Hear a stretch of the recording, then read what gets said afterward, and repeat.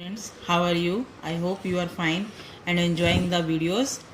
In this video, we cover the basic term of accountancy. बच्चे आप लोगों को अभी तक अकाउंट्स में पता लग गया कि अकाउंट्स होता क्या है, इसको हम कैसे क्यों मेंटेन करते हैं, वो मैं सारी पिछली वीडियोस में करवा चुकी हूँ। अगर आप पिछले प्रीवियस व्यूअर्स हैं और स्टार्टिंग से मेरी वीडियो देखते आ रहे हैं तो आपको पता लगेगा कि ये अकाउंटिंग बेसिक टर्म्स हमारी अकाउंट्स में यूज़ होती हैं। और जो नए सब्सक्राइबर हैं आज जिन्होंने फर्स्ट टाइम देखी है तो प्लीज़ इसको सब्सक्राइब करके पिछली वाली वीडियोस को ज़रूर देखें। ठीक है, तो बेसिक टर्म्स में पहली आती है कैपिटल। कैपिटल होती क्या है और इसको कैपिटल क्यों कहते हैं ये इसी में समझेंगे। Capital is the amount invested in an enterprise by the proprietor. Proprietor जो होता है वो ऑनर होता है बिजनेस का, इसको हम कैपिटल कहते हैं। यानी कि जो मालिक अपने बिजनेस में पैसे को इन्वेस्ट करता है, पैसा लगाता है, उसे कैपिटल कहा जाता है। That may be in the form of money और एनी असेट्स। मनी का तो आपको पता है कि कैश में लगा दिए। असेट्स मशीनरी भी हो सकती है, कोई फर्नीचर भी, या स्टॉक ऑफ रॉ मटेरियल भी हो सकता है। ठीक है, it is the liability of business. ये लायबिलिटी क्यों है? क्योंकि ये लायबिलिटी साइड आती भी है और एक इसका कंसेप्ट होता है जो कि मैं आपको स्टार्टिंग में भी डेफिनेशन में समझा चुकी हूँ कि सेपरेट लीगल एंटिटी की हर एक बिजनेस की अपनी अलग पहचान होती है, क्योंकि उसमें जो बिजनेस है वो कानून की नज़रों में यानी कि in the I of law there is an separate legal entity, यानी कि वो आर्टिफिशियल पर्सन क्रिएट हो जाता है बिजनेस की।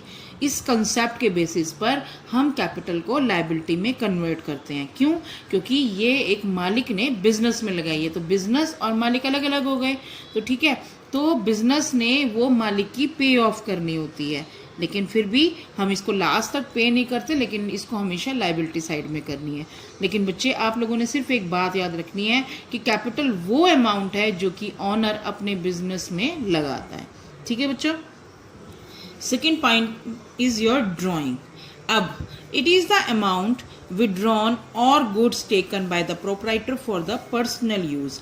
अगर कोई पार्टनर या कोई ऑनर अपने बिजनेस में से या तो गुड्स को विड्रॉन कर ले या कैपिटल को निकाल ले तो उसे हम ड्राइंग कहते हैं। लेकिन वो जो दोनों चीज़ें निकाल रहा है वो पर्सनल यूज़ के लिए होनी चाहिए, यहाँ की सेल के लिए।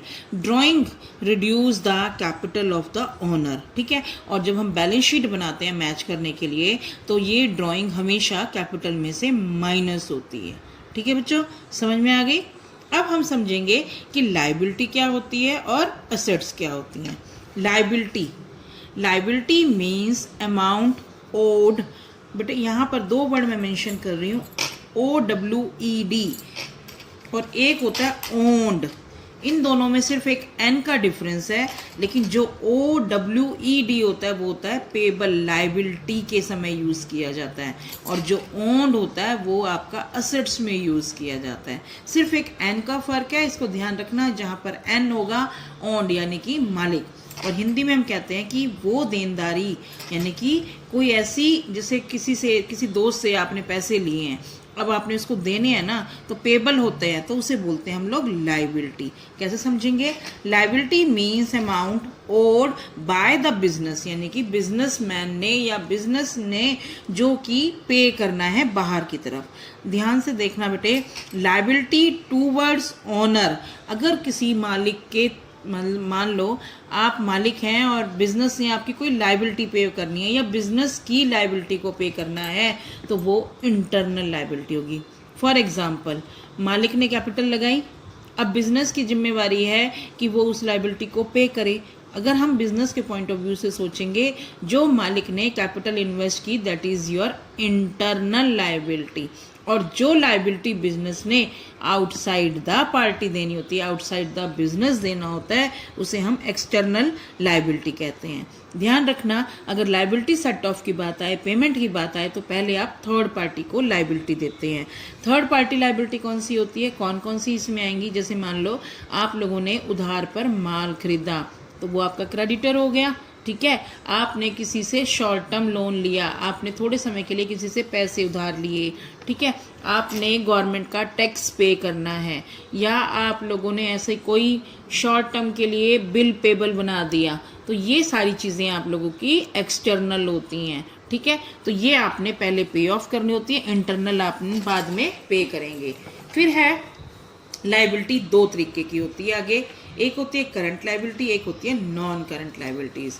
करंट लाइबिलिटीज़ वो लाइबिलिटी होती है जो कि आपको पेड विद इन 12 मंथ, जो विद इन 1 ईयर ही पे करनी होती हैं, ठीक है। तो जिसमें हम आप creditors, bill payable, short term loan वगैरह कहते हैं, क्लियर। उसके बाद होता है कि जो लाइबिलिटी आपने 1 साल के बाद पे करनी होती है उसे हम नॉन करंट लाइबिलिटी कहते हैं, जिसमें आपके लॉन्ग टर्म लोन्स आ जाएंगे, डिबेंचर्स आ जाएंगी।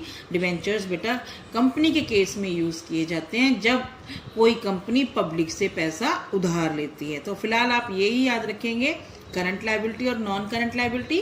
करंट लाइबिलिटी वो लाइबिलिटी होती है जो विद इन 12 मंथ यानी कि 1 साल के अंदर अंदर आप लोगों ने पे करनी होती है, और नॉन करंट जो आपने 1 साल के बाद पेमेंट करनी होती है। क्लियर हो गया सभी को। Next is your assets.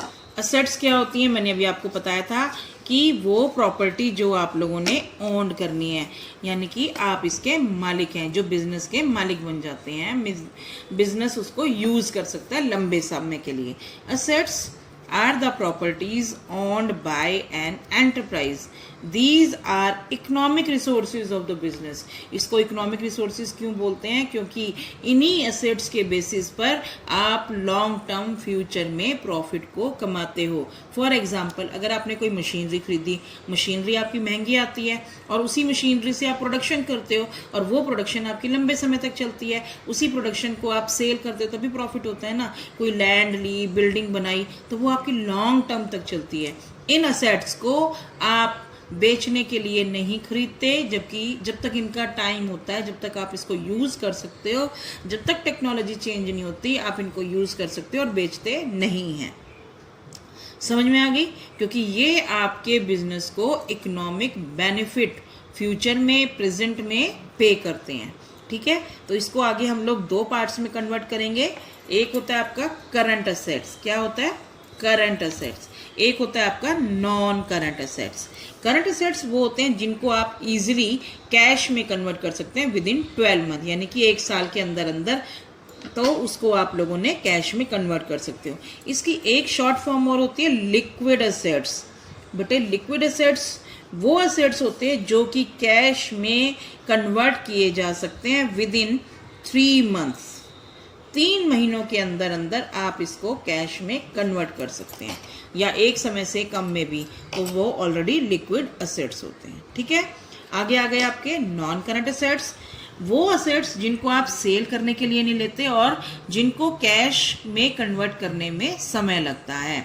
For example, जैसे कि लैंड, बिल्डिंग। अगर आप आज लैंड बेचने चाहते हो तो आपको कई बार साल से ज़्यादा भी लग जाता है, क्योंकि पहले आप उसका एग्रीमेंट प्रिपेयर करेंगे, या फिर उसमें से पहले कस्टमर को ढूंढेंगे, फिर वो बेचेंगे, फिर आप दोनों की डील होगी, फिर उसके कागजों में उसको कार्रवाई करेंगे और उसके बाद जाके आपको कहीं पैसा मिलता है। तो नॉन करंट असेट्स वो असेट्स होते हैं जिनको आप बेचने के लिए नहीं खरीदते और जिनको कैश में कन्वर्ट मुश्किल में किया जाता है, यानी कि थोड़ा समय लगता है। आगे नॉन करंट असेट्स को ही आप 2 पार्ट्स में बांटेंगे, tangible assets and non tangible assets, ठीक है। समझ में आई? तो टेंजिबल असेट्स क्या होते हैं? टेंजिबल असेट्स वो असेट्स होते हैं जो कि देखे जा सकते हैं, टच किए जा सकते हैं, जैसे प्लांट एंड मशीनरी। समझ में आ गई? जिनको आप देख भी सकते हैं और टच भी कर सकते हैं। उसके बाद है नॉन टेंजिबल। वो असेट्स होते हैं जो कि आपको दिखते नहीं है, ना ही आप उनको टच कर सकते, लेकिन उनका बेनिफिट आपके बिजनेस को मिलता ही मिलता है, जैसे patents, goodwill, trademark, computer software. Goodwill से समझा दूं कि अगर आपके बिजनेस की अच्छी गुडविल होगी, आपको पता है कि पॉपुलरिटी बोलते हैं, या जिसमें आपका एक इमेज बन जाती है, तो आप उस बिजनेस में ज़्यादा वैल्यू हो जाती है, ठीक है। कंप्यूटर सॉफ्टवेयर प्रोग्राम है, जैसे मान लो कि आपके पास कोई ऐसा सॉफ्टवेयर है जिससे आप अपना काम आसानी से कर सकते हो, या नई टेक्नोलॉजी का है, तब भी वो आपका नॉन टेंजिबल असेट्स है। और पेटेंट्स बेटे आगे है, जब आप कोई टेक्नोलॉजी को रजिस्टर्ड करवा लेते हो। अलग अलग तरीके से होती है। I hope you understand the video. आप इसमें बेसिक टर्म्स करेंगे, और भी बेसिक टर्म्स हैं जो नेक्स्ट वीडियो में डालूंगी। आप इसको शेयर कीजिए, because sharing is caring. Like कीजिए और सब्सक्राइब द चैनल।